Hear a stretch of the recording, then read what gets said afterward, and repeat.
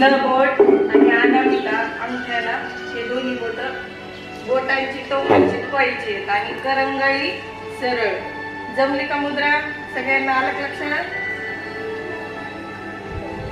बघा अंगठ्या शेजारचं बोट हे तळव्यामध्ये घ्यायचंय आणि अनामिका आणि मधलं बोट हे दोन बोटांची टोकं अंगठ्याला चिटकवायची, करंगळी सरळ आणि हे दोन्ही हात असे सरळ ठेवायचे कमरेच्या शेजारी.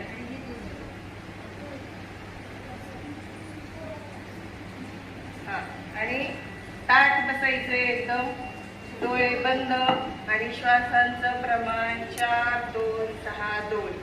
आता सरांनी सांगितल्याप्रमाणे श्वास सोडून प्राणायामाला सुरुवात करायची. प्रथम डोळे बंद करा, श्वास सोडा नाकातून. बघा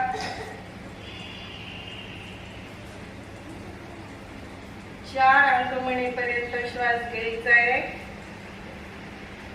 1 2 3 4 संपूर्ण श्वास घ्या.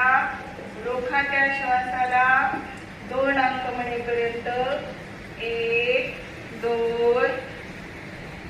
त्यानंतर सावकाश श्वास सोडायचा आहे. 1 2 3 4 5 6. संपूर्ण श्वास सोडा. श्वास घ्यायचाही नाही आणि सोडायचे नाही. शून्यकावस्था. 1 2. परत श्वास घ्या. 1